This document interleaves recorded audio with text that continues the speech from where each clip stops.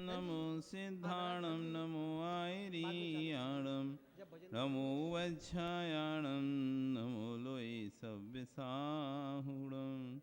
बोले अनंत अनंत से परमेष्टि भगवान की, आदिरम आदिनाथ भगवान की, वर्तमान शासन महावीर भगवान की, आचार्य श्री 108 बादिराज महाराज की, आचार्य विश्व सागर जी महाराज की, अहिंसा में विश्व धर्म की।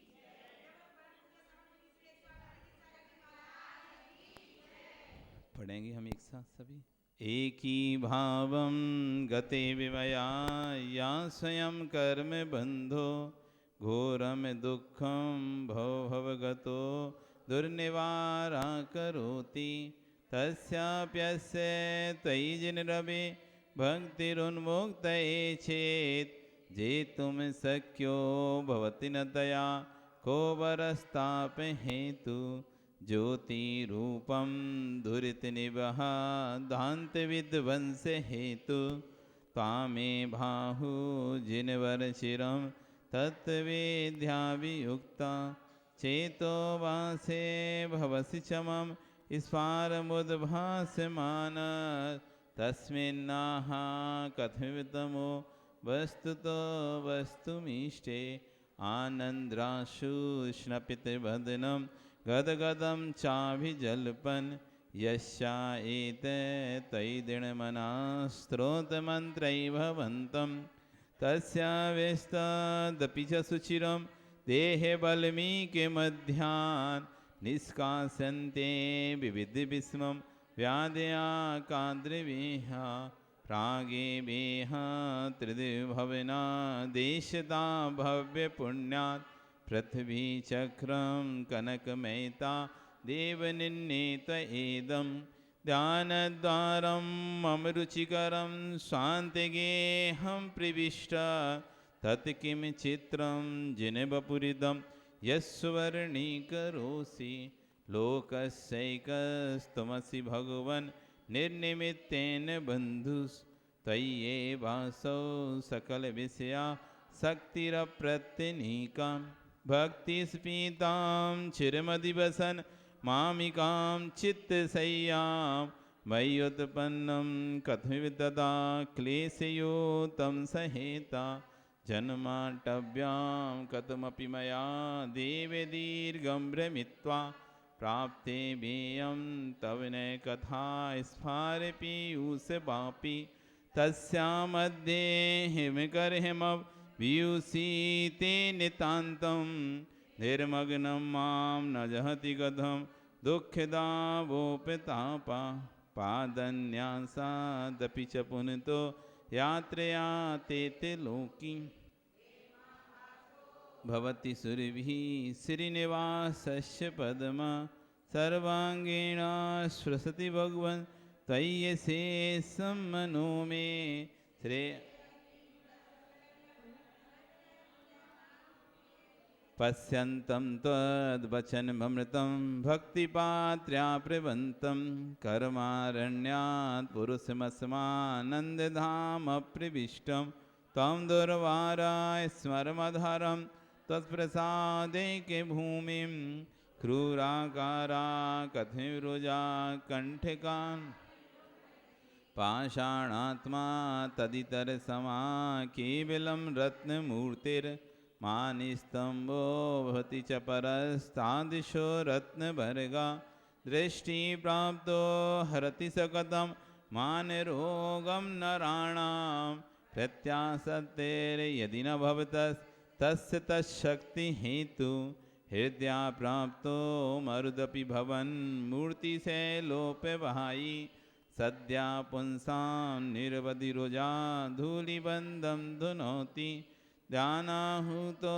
हृदयकमलं यस्य तु तं प्रविष्टत् तस्या शक्या कहि भुवने देवलोक जानासि तं मम भवे यस्य यादृश दुःखं जातं यस्य स्मरणमपि मे शस्त्रबन्निष्पिनष्टि तं सर्वेषां सृक् इति च तामिपेतोऽस्मि भक्त्या यत् कर्तव्यं तदीयसे देवेव प्रमाणं प्रापद्देवं तव नुतिपदै जीविकेनोपदिष्टै पापाचारी मरणसमये सारमे योऽपि सौख्यं का सन्देहो यदुपलभते वासुवं श्रीप्रभुत्वं जलपञ्जाबै मणिभिर्मलै तन्नमस्कारचक्रं शुद्धे ज्ञाने सुचनिचरिते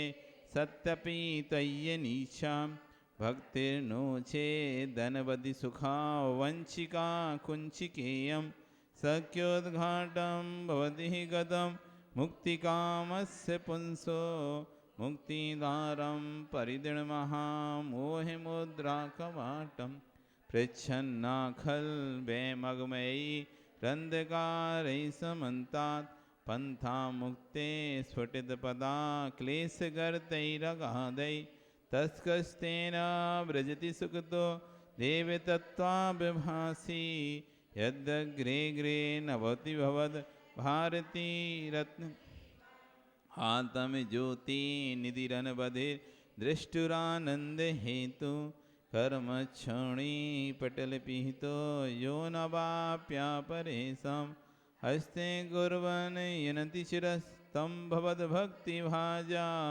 श्रोतैवद्ध प्रगतिपुरुषो धाम धात्री खनित्रै प्रत्युत्पन्ना नेहिं गिरे रायता चामृताब्दे या देवत्तत्पदकमलयो संगता भक्तिगंगा चेतस्तस्यामरुचिवसा दाप्लुतं चालिताः कल्मासं यद्भवति किमियं देवी सन्देह प्रादुर्भूत स्थिरपदसुख त्वामनुध्यायतो मे त्वय्येवासं स इति मतिरुपद्यते निर्विकल्पः मिथ्येवेयं तदपि तनुते तृप्तिमभ्रेस्य रूपां दोषात्मानो अविमतफला त्वत्प्रसादात् भवन्ति मिथ्याबाधं मल्वपुनुदन् सप्तभङ्गितरङ्गैः पागाम्भोधेर्भुवनमखिलं देवपर्येति यस्ते तस्यावृत्ति सपदि विबुधाश्चेतसैवाचलेन व्यातनवन्ता सुचिर्ममृता सेवया तृप्नुवन्ति आहा एव्या स्वसति परं या स्वभावादहृद्या शस्त्रज्ञा हि भवति सततं वैरिणा यश्च सख्यः सर्वांगेषु भवसि तत्किं भूषा वसन कुस्मै किं च शस्त्रैरुदस्त्रै इन्द्रासेवां तव सुकुरुतां किब्दया स्याङ्गलं ते तस्यैवेयं भवलयकरी श्लाघतामातनोति त्वं निस्तारी जननजलधे सिद्धिकान्तापतित्वं तम लोकानां प्रवृत्ति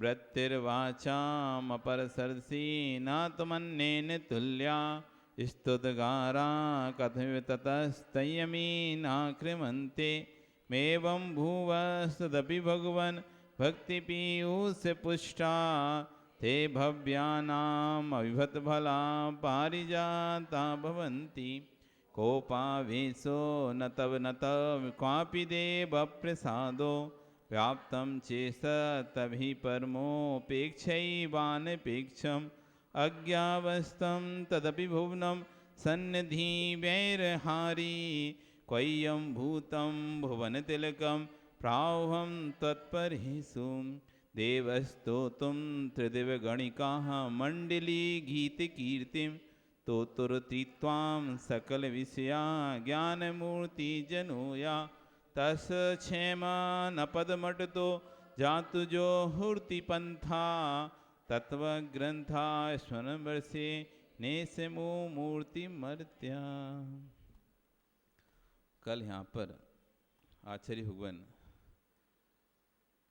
बीतराग भगवान के दो गुणों को बोलकर, हे प्रभु, जो मनुष्य त्रिदिव्य गणिका मंडली गीत कीर्ति जिनकी स्तुति स्वर्ग की अप्सराओं के द्वारा, मंडलियों के द्वारा की जाती हैं, ऐसे हे भगवान आप जो कि सकल विषयों को जानने वाले हैं, ज्ञान मूर्ति हैं, ऐसे प्रभु आपको मेरा नमस्कार। कल विषय यहाँ पर छोड़ दिया था, मूर्तिक किसे कहते हैं? मूर्तिक किसे कहते हैं? किसे कहते हैं मूर्तिक? मूर्तिक किसे? जो स्पर्श रस गंध वर्ण से युक्त है उसे मूर्तिक कहा जाता है। जो स्पर्श रस गंध वर्ण से युक्त है वो मूर्तिक होता है, और जो स्पर्श रस गंध वर्ण इन धर्मों से रहित है वो अमूर्तिक होता है। स्पर्श रस गंध वर्ण बनता पुद्गला, जो पुद्गल है वो मूर्तिक है। क्यों? वो स्पर्श रस गंध वर्ण वाला होता है। कोई भी पुद्गल को आप खाओगे तो कोई ना कोई रस होगा उसमें, उसे सूंघो कोई ना कोई गंध होगी, कोई ना कोई वर्ण होगा, और कोई ना कोई स्पर्श रस गंध वर्ण स्पर्श होगा, हल्का भारी ठंडा गरम रूखा चिकना कड़ा नरम, कोई ना कोई स्पर्श, कोई ना कोई रस, कुछ ना गंध, कुछ ना वर्ण होगा। किसमें? पुद्गल में।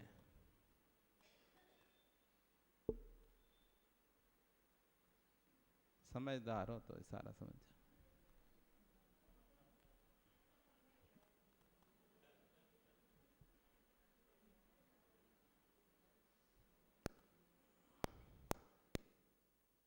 शांति है ना? कितनी शांति है देखो। हलचल में अशांति है, हलचल में रमेश अशांति है, स्थिरता में शांति है। जब तक हलन चलन होता रहता है तब तक चार गतियों की अशांति को भोगना पड़ता है। काय योग, मन का हलन चलन, वचन का हलन चलन, शरीर का हलन चलन, जब तक ये हलचलन होता है तब तक मोक्ष नहीं होता है। 13वें गुण स्थान में काय योग है, वहां पर केवली के पास काय के कारण से उसकी आत्मा के पेटों में स्पंदन हो रहा है, हलन चलन हो रहा है, इसलिए कर्म का आश्रव हो रहा है। केवली भगवान को भी कर्म का आश्रव हो रहा है, पर वो कर्म का आश्रव उनको बंद रूप में नहीं है, आश्रव रूप में बस आता है चला जाता है, आता है चला जाता है, बंधता नहीं है, रुकता नहीं उनकी आत्मा में। लेकिन वो आने का कारण भी कौन है? तो शरीर है। उस शरीर के कारण से, श्वास उच्छ्वास के कारण से वो आत्मा में हलन चलन हो रहा है, उस हलन चलन से कर्म का आश्रव होता है। और जब वो काय योग भी छूट जाता है, 14 गुण स्थान जैसे ही पूछते हैं अयोग केवली हो जाते हैं, उस काय योग से भी आत्मा प्रतिगण हो जाती है। बस अब कर्म का पूर्ण रूप से प्रतिबंध, आ ई उ रीली, ये 5 असर में मोक्ष। तो हलन चलन जब तक अस्थिरता है तब तक हलन चलन है, और जैसी स्थिरता आ जाती है हलन चलन रुक जाती है, शांति आ जाती है। जिसको शांति चाहिए हलन चलन करना बंद कर दे। जिसको शांति चाहिए स्थिर होना सीख ले, मौन लेना सीख ले। जो जितना अधिक मौन रहेगा उसको उतनी अधिक शांति का अनुभव होगा। मौन रहना, मूक नहीं रहना। मौन रहना, मूक नहीं रहना। मूक तो जानवर भी होते हैं। मौन और मूक में अंतर समझो। बोलने की सुविधा है तब भी बोल नहीं रहा, और ये बोलने की इच्छा है फिर भी बोल नहीं पा रहा है। बोलने की इच्छा है लेकिन बोल नहीं पा रहा। सामने वाले ने नियम दे दिया तुम्हें 1 घंटे चुप रहना है। अब बेचारा 1 घंटे चुप, कब होंगे 1 घंटे, कब होंगे 1 घंटे, देख रहा है बार बार घड़ी में 1 घंटा हो जाए, 1 घंटा हो जाए। मौन नहीं है, मूक है वो मौन नहीं है, मूक हो गया वो। इसलिए मूक नहीं बनना, मौन ले, कुछ नहीं। न वचनों से हलन चलन, न शरीर से हलन चलन। जब वचन और शरीर को रोकोगे तब मन रुकेगा। इसलिए पहले मन को कंट्रोल करने की बात नहीं कही आचार्य भगवान ने। काय वांग मना कर्म होगा। काय को रोको, फिर वांग वचन को रोको, फिर मन को। काय वांग मना कर्म होगा। काय से, वचन से, मन से कर्मों का आश्रय होता है। जो स्पर्श रस गंध वर्ण से युक्त है वो मूर्तिक है, वो पुद्गल है। जो स्पर्श रस गंध वर्ण से रहित है वो अमूर्तिक है। वो 5 द्रव्य हैं, जीव, धर्म, अधर्म, आकाश और काल। ये 5 द्रव्य अमूर्तिक हैं। 6 द्रव्य होते हैं, जीव, पुद्गल, धर्म, अधर्म, आकाश, काल। इन 6 द्रव्यों से 5 द्रव्य कैसे अमूर्तिक और 1 द्रव्य मूर्तिक। पुद्गल द्रव्य मात्र मूर्तिक और 6 द्रव्य अमूर्तिक। 6 द्रव्य अमूर्तिक, ये तो हमने व्याख्यान कर दिया, परिभाषा परिभाषित कर दी, मूर्त अमूर्त की परिभाषा प्राकृत कर दी। फिर भी आचार्य भगवान पूछ रहे हैं आपसे, सिद्ध मूर्तिक हैं या अमूर्तिक हैं?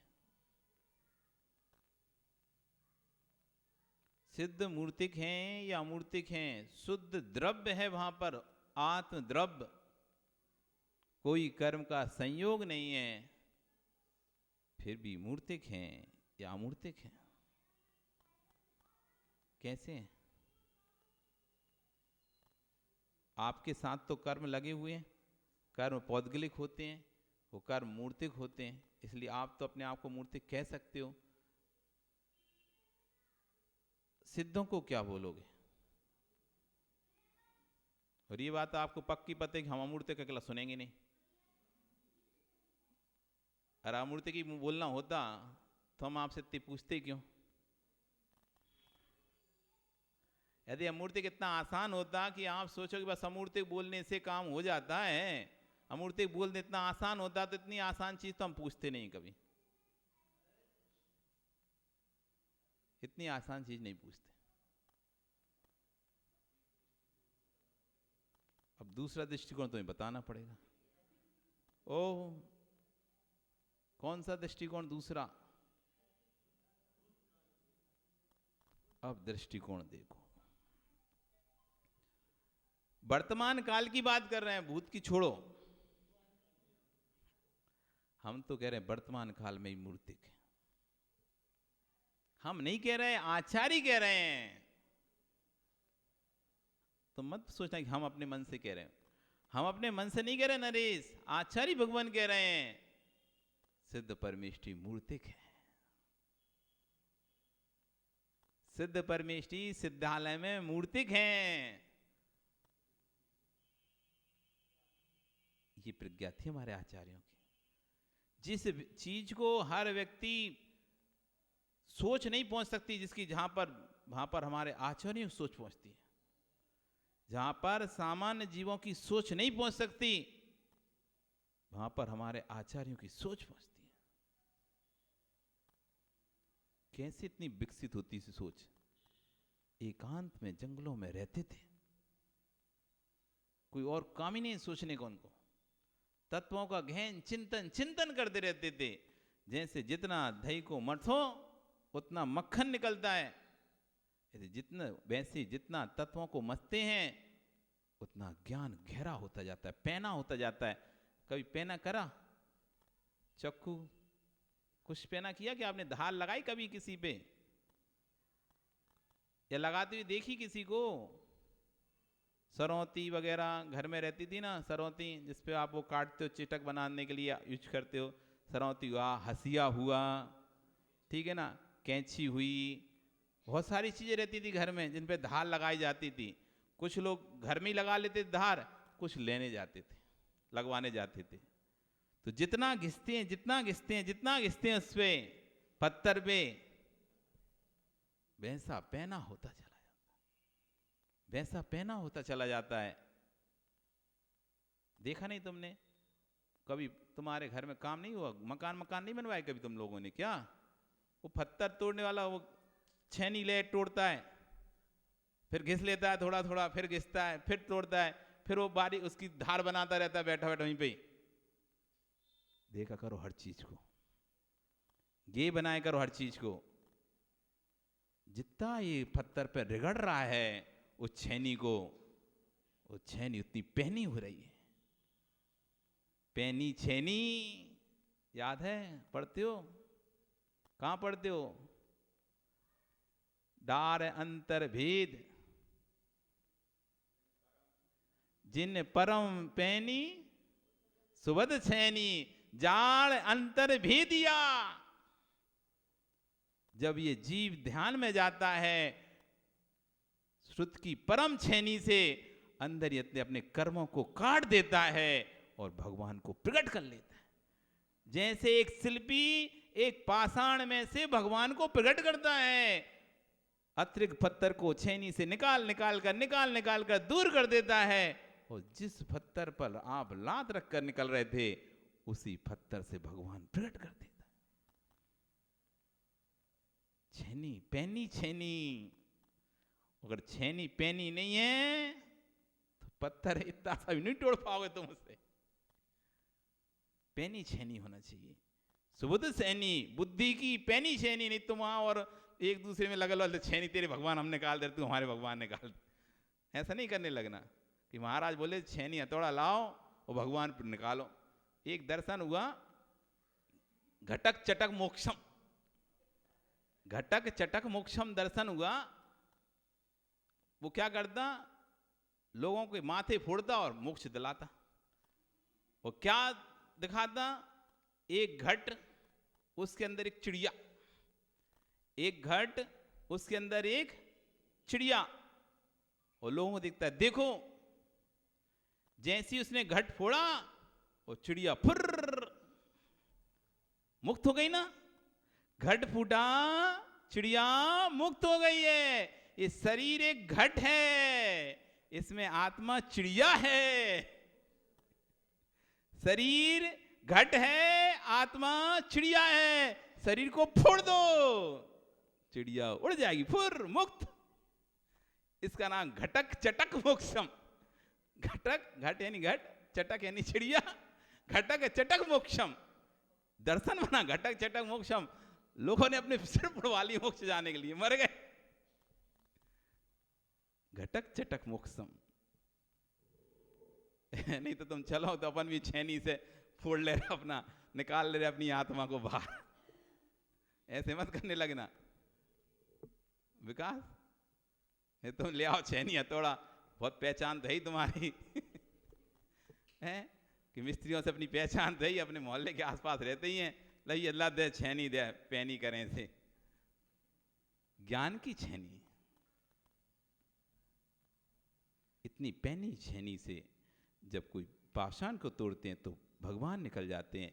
ऐसे ज्ञान को बार बार जब विलोड़न किया जाता है तो तत्वों का अमृत निकलता है। भगवान सिद्ध परमेष्टि मूर्तिक हैं कि नहीं है? बोलो नरेश,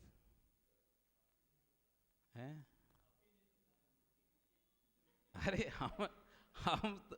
हम बता दें, हम तो कुछ ही बता दें। हम तो बता रहे हैं तुम भगवान आत्मा हो, चलो छोड़ो, कहां मान रहे तुम्हारी बात।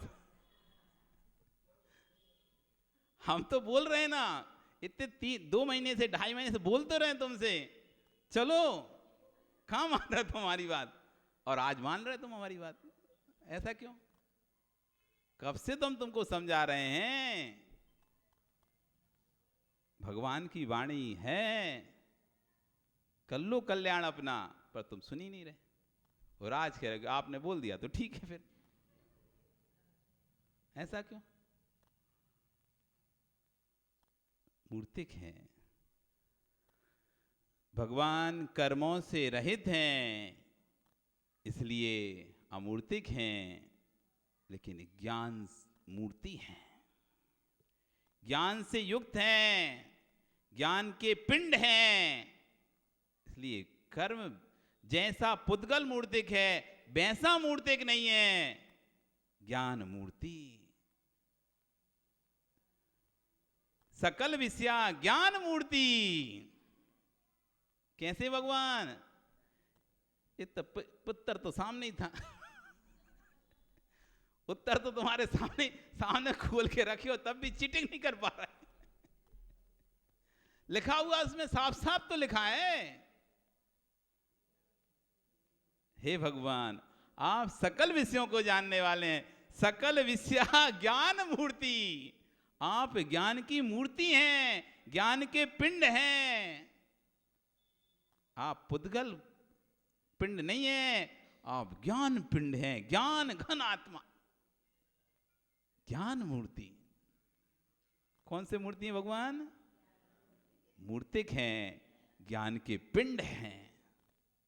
अपेक्षित तो बोलना है अपन को, मूर्तिक तो बोल दिया।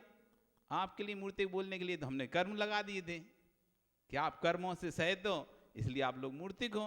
लेकिन भगवान तो कर्मों से सहित है नहीं तो उनको तो लगा नहीं सकते वाली अपेक्षा। फिर कौन सी अपेक्षा लगाएं? ज्ञान के पिंड हैं इसलिए ज्ञान मूर्ति है। ज्ञान शरीरी आत्मा, ज्ञान शरीरी आत्मा ज्ञान मूर्ति। तोतरतित्वाम, ऐसे भगवान आपकी जो व्यक्ति त्वाम आपकी स्तुति करने में तोतरतित्वाम शीघ्रता करता है। कैसे भगवान की? जो ज्ञान मूर्ति हैं, सकल विषयों को जानने वाले हैं, जिनकी स्तुति स्वर की गणिकाएं अप्सराएं अपनी मंडली के साथ गाती हैं, ऐसे भगवान की स्तुति करने के लिए तोतरतित्वाम जो शीघ्रता करता है, विलंब नहीं करता किंचित भी। तत्सच्छेमा अटतः, उसके क्षेम का पद, क्षेम कल्याण कालक, अटतः पद क्षेम कारक। क्षेम बोलते ना, क्षेम हो तुम्हारा, मंगल हो, अच्छा हो, तो कल्याण कारक उसका पद। तस उस पुरुष का पद पंथा मार्ग जातु कभी भी ना जोड़तु कुटिल नहीं होता। जो शीघ्रता करता है भगवान की भक्ति करने में, उसके मोक्ष के मार्ग में कोई भी बाधाएं नहीं आती, उसका पथ कुटिल नहीं होता, उसका पट संकटों से भरा नहीं होता। जो भगवान की स्तुति नहीं करता, उनकी स्तुति करने में शीघ्रता नहीं करता, विलंब करता है, ऐसे व्यक्ति का मोक्ष मार्ग संकटों से भरा होता है। और जो जीव ऐसे त्रिलोकीनाथ की, जो कि सकल विषयों के गायक हैं, ज्ञान मूर्ति हैं, जिनकी स्तुति स्वर्गों में गाई जाती है, ऐसे बीतरागी सर्वग अरिहंत प्रभु की जो स्तुति करने में शीघ्रता करता है, उसका मोक्ष मार्ग कभी भी कुटिल नहीं होता, अर्थात टेढ़ा आड़ा या दुखों से भरा नहीं होता। उसका मोक्ष मार्ग सुख पूर्ण होता है। और क्या होता है? ना एस मर्त्या, और भय मनुष्य तत्व ग्रंथ स्मरण विषय, तत्व सिद्धांत ग्रंथ के स्मरण विषय में मोह मूर्ति मूर्छा को प्राप्त नहीं होता। तत्वों के निर्णय उसके बिल्कुल सटीक होते हैं, किसी भी तत्व निर्णय करने में उसे किसी प्रकार का भ्रम नहीं होता, वो तत्वों में एकदम निष्णांत हो जाता है। और स्मरण के विषय में उसकी भूलता नहीं है। वो जो एक बार तत्व का निर्णय कर लिया कभी नहीं भूलता। तत्व के विषय में, सिद्धांतों के स्मरण के विषय में मूर्छा को प्राप्त नहीं होता, अर्थात भूलता नहीं है। इसलिए सीखता करो। किसको करने के लिए? स्तुति करने के लिए। शीघ्र करो, उम्र बीत रही है, उम्र बीत रही है, आरी से कट रहा है। जैसे एक लकड़ी आरी से काटी जा रही है, एक समय बाद वो कट जाएगी, घिर जाएगी। ऐसी हमारी उम्र भी प्रति क्षण घट रही है। आयु के निश्चय कब खत्म हो जाएं पता नहीं। इसलिए शीघ्रता करो, शीघ्रता करो।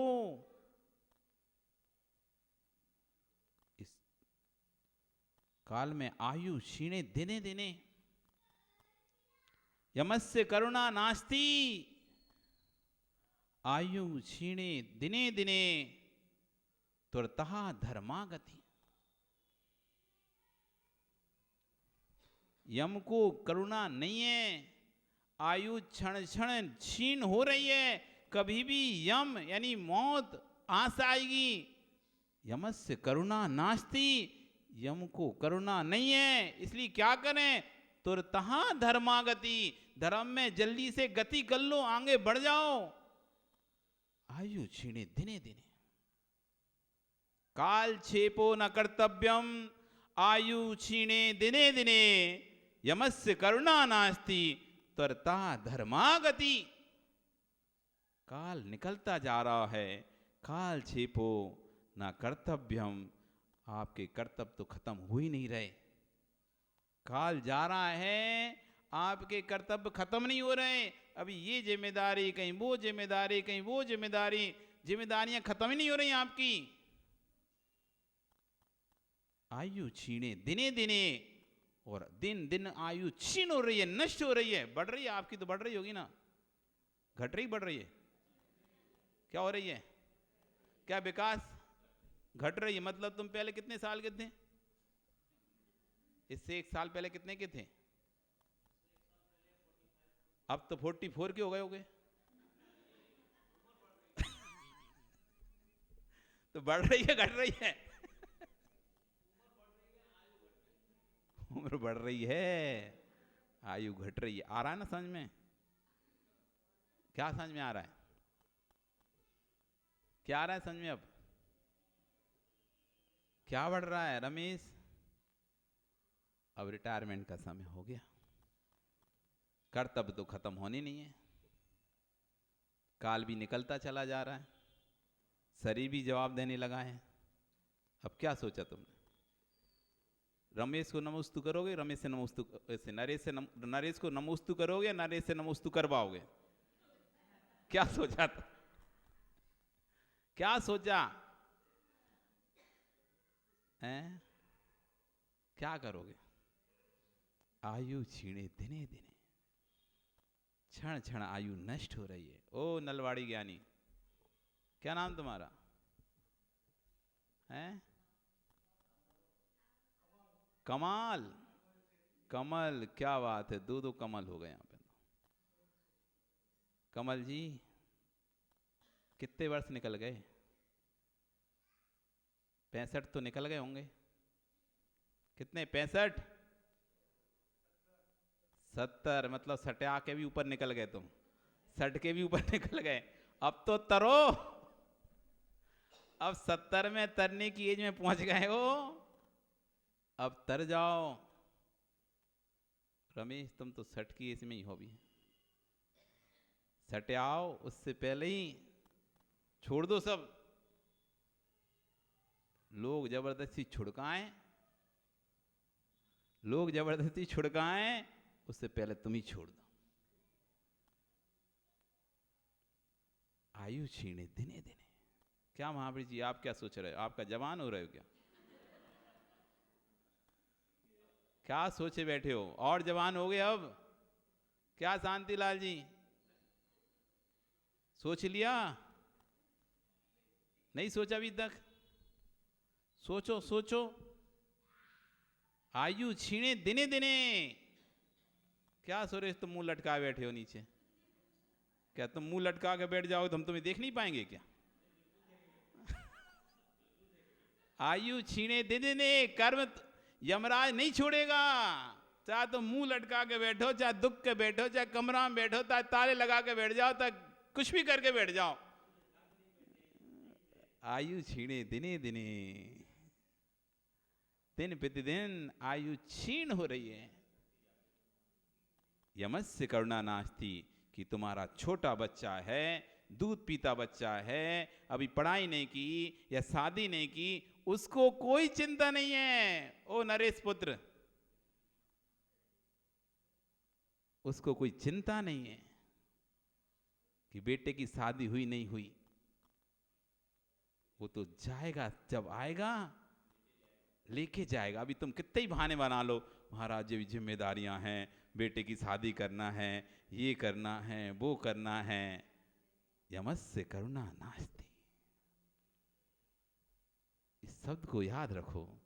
यमस्य करुणा नास्ति, प्रवीण यमस्य करुणा नास्ति। यमराज को किंचित भी करुणा नहीं है कि तुम्हारा छोटा दूध पीता बेटा बिलख रहा है, इसको छोड़ दूं। नवजात बच्चे को छोड़कर मां चली जाती है। यमस्य करुणा नास्ति।